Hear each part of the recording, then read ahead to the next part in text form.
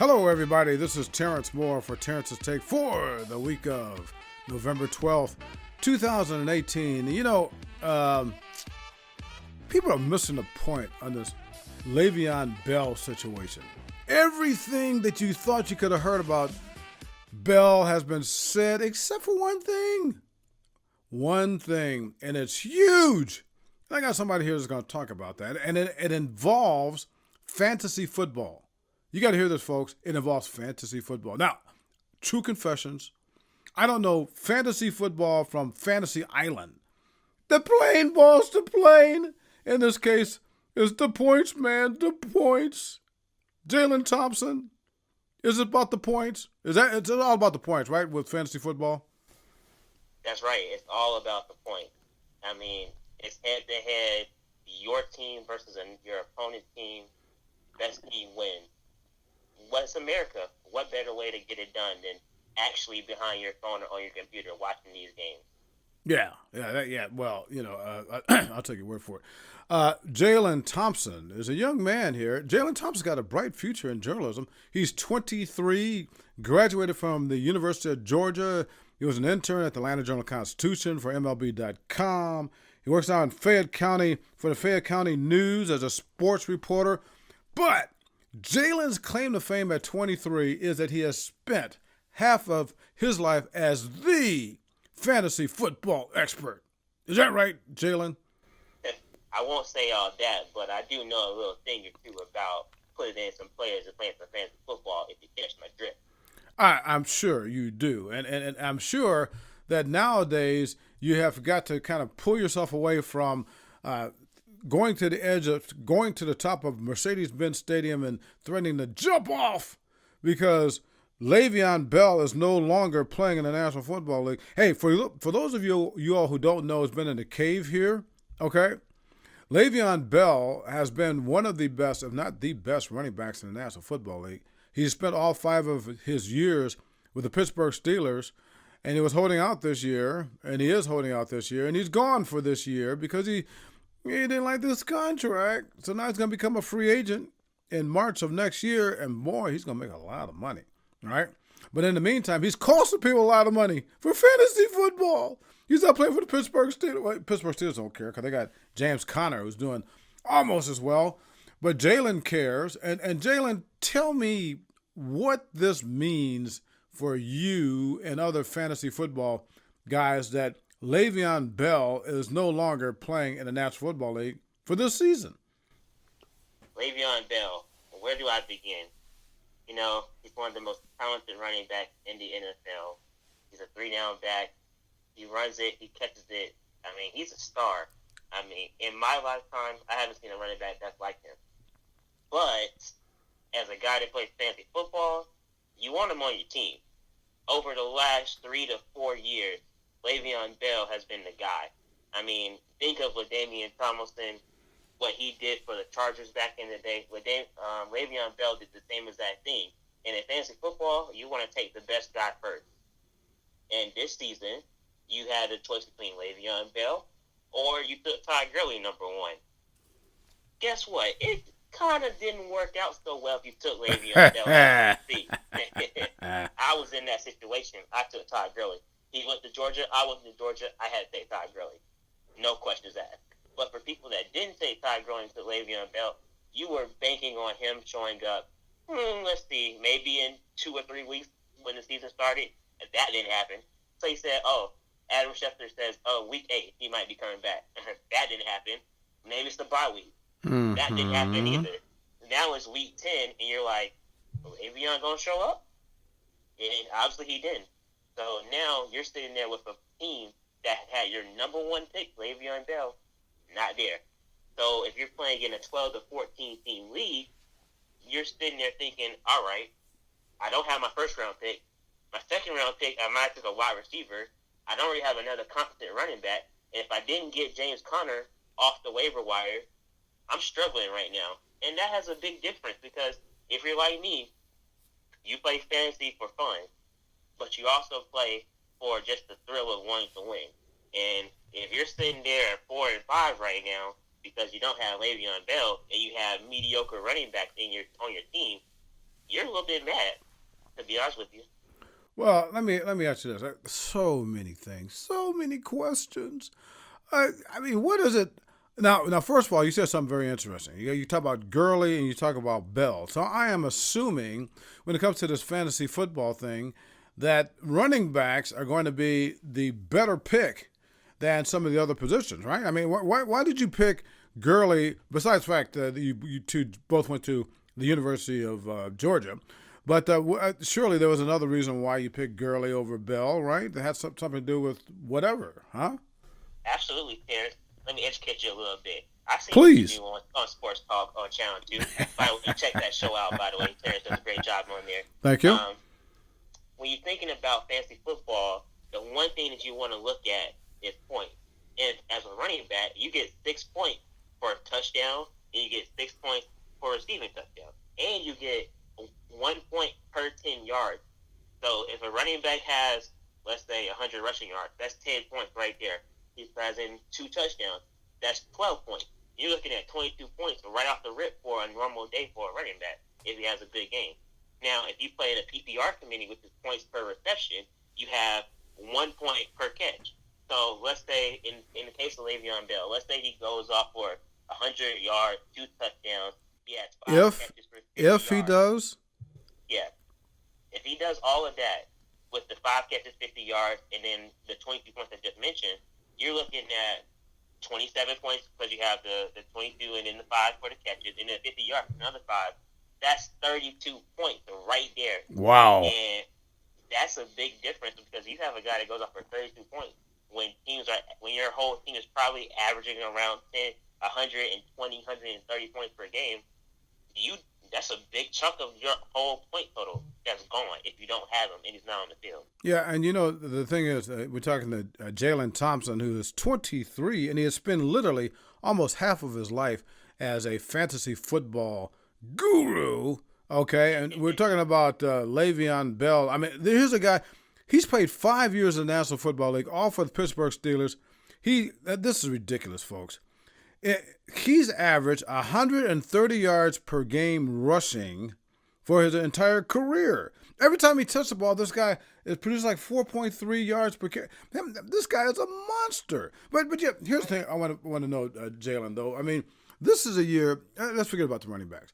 This is a year when you've got all of these quarterbacks going crazy. Now, I know you're a diehard Atlanta Falcons fan. You got Matt Ryan, he's almost as good a year as his MVP year a couple years ago. And you got Tom Brady, he's had a little problem. But Tom Brady looks pretty much like Tom Brady. And Drew Brees, oh my goodness, Aaron Rodgers. So why not take a quarterback? Particularly at the top. Let's be honest. If you're playing fantasy football, you know that you can get your quarterback later in the draft. I mean, quarterbacks are great and they're essential. But they have to they get a point for every 25 yards thrown in most fantasy football leagues. So you look at the averages, would you rather have a point for every 10 yards from a running back or a point for every 25 yards from a quarterback? And quarterbacks can be hit or miss because they get points taken away for interceptions and things like that. Okay, I gotcha.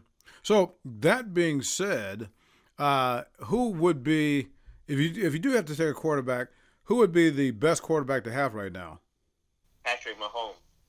And you see what he's doing out there in Kansas City with all his weapons. I mean, he can throw it to Kareem Hunt. He can throw it to Travis Kelce. He can throw it to Tyreek Hill. I mean, he can throw it to Sammy Watkins. And he can run a little bit. There's a lot of points that he's just putting up each and every week. I'll be honest with you. I looked at his stats the other day, and he had points where he had 36 points in the game. He had 40 points in the game. And he's averaging at least 20. So if you want a quarterback, Patrick Mahomes is your guy. You want to get the best quarterback with the best offense. So a guy like Patrick Mahomes is good. Tom Brady's always going to be good. Jared Goff is doing good things. Drew Brees out there. Matt Ryan even is having a great year fantasy-wise. So if you have a team that's scoring a lot of points, you want the players that are facilitating and running that scoring machine. What about Ben Roethlisberger from Miami, Ohio? I know a sports writer from Miami, Ohio, but what about Ben Roethlisberger? Ben Roethlisberger, same thing. You want him because he's getting into Antonio Brown. He's getting into Juju Smith-Schuster. He's getting into Vance McDonald, Jesse James, James Conner. And the Steelers are rolling right now. So you will want Ben Roethlisberger under center for you. Because, one, he's not really going to make a lot of mistakes. And, two, he's going to keep the play alive. So definitely he's a guy you'll want to get on your team. Well, and people out there, you need to listen to this guy. You need to listen to Jaylon because, like I said, Jaylon is 23. He's been doing this for nearly half of his life. And not only have you been doing it, Jaylon, for all this time, you've been highly successful. How many leagues, I guess that's the right term, how many leagues have you played in through the years, and how well have you done? To be honest with you, Terence, starting a little bit when I was younger, I was playing like 1 or 2 leagues. I was just like me and my dad. You just play against each other. So we had some bragging rights in the house. But as I got older, I just started playing a couple more leagues. So the most I can usually do is 4 or 5. And I know there's a lot of people that are more involved than I am, and they're doing 8, 9, 10 leagues. That's just a lot to keep up with. Wow. So I usually stay around 4 or 5, and I play with my friends in a couple of leagues. I play in some other leagues with a couple of other journalists in around the area and around the world. And I just play for the thrill of the game because I love football. If you love football and you want to see what different teams are doing, it's the best thing to do. Yeah, well, I'll tell you what, Jaylon. Well, I was first introduced to fantasy anything when I first moved to Atlanta 33 years ago, 1985. Worked at the San Francisco Examiner and came here, and one of the first persons in the media that I befriended was the great Craig Sager. You remember Craig Sager, right? Oh, I know Craig Sager. Yes, I do. His son's doing a great job as well, working with the AJC, doing some high school stuff on the side. Yeah. Craig Sager for Turner Broadcasting forever. And Craig Sager invited me over to his house. He lived right down the street from here, right in virtually the same neighborhood here in suburban Atlanta. And came over to his house. Suit shopping? No, we didn't do that. Thank God. So, he was having this fantasy baseball party. I had no idea what is that. So it's like his basement was packed. He had all these people, and they're choosing teams, and I was just totally lost. So from that point on, it was like to me, fantasy anything, football, baseball, hockey, whatever, golf. It's like taking those big knitting needles and sticking them between your ears. That's the way I look at this stuff. I hear you. But I will say But you love it. If you want to learn about fantasy football, there's an excellent show that was on television, came on FX. It was called The League. It was basically all fantasy football show centered around these group of friends that played every single year. Mm-hmm. They had a lot of NFL players that were on there at a certain point in time, and they would just show up as cameo appearances during their off season, and it was based around the NFL and fantasy football. So I think for you, Terence, if you want to know a little bit more about the game, check out that show.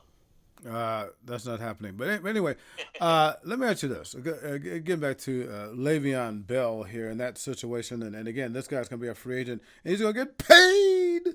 Yeah, it might even get paid by the Steelers. I mean, who knows? The Steelers, when he becomes a free agent in March of 2019, they might decide, hey, we'll pay this guy whatever it takes. Or they might tag him. Who knows? I mean, a lot of people think he might go to the Eagles. Some say the Jets. Some say the Raiders, the Colts, the 49ers. Oh, no. He could be somewhat of anywhere for the most part. But here's the thing. Here's the thing I want to know, Jaylon, is, we talked about he being Bell, going into this season, the guy that you will want. Give me somebody of note that's like death. Like, you do not want this guy on your fantasy football team. Who is that guy? I don't want to call nobody out, but it happened to me a little bit this season. And as much as I love Devontae Freeman, and I really love his game, and I'm a Falcons fan. Yes. But over the last couple of years, he's been hurt a little bit. And if you took a high draft pick on Devontae Freeman, then you know that you can't really use him this season because he's been hurt. So you have to get Kevin Coleman as his handcuff is what they call it in football, which is getting the backup running back. So he would be a guy that I would probably maybe shy away from. Another person, Kenyon Drake in Miami. He was supposed to be the high top guy this year, but Frank Gore came along, and they're essentially splitting carries down there in Miami. So those are some guys you maybe want to stay away from if you're looking for a running back. Frank Gore has been around for 10,000 years. So, probably don't want anybody like that. Now, is there any such thing as the best fantasy football? Like in National Football League, you've got, everybody's talking about who the GOAT is, right? Or any sport. And basketball, some say Michael Jordan is actually Oscar Robertson.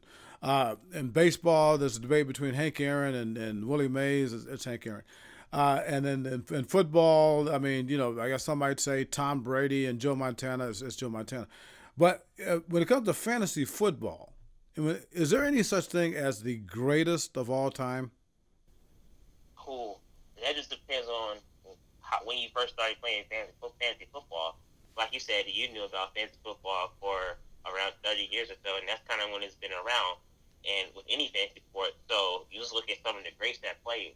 And if I had to say anyone as far as who's up there and getting points, of course I would put Damian Thompson up there. But also put somebody like Barry Sanders during when he was playing back in the 90s when the sport was kind of getting together, because you couldn't stop Barry Sanders. He put up 10,000 yards in 10 seasons. Come on now. Oh, yeah.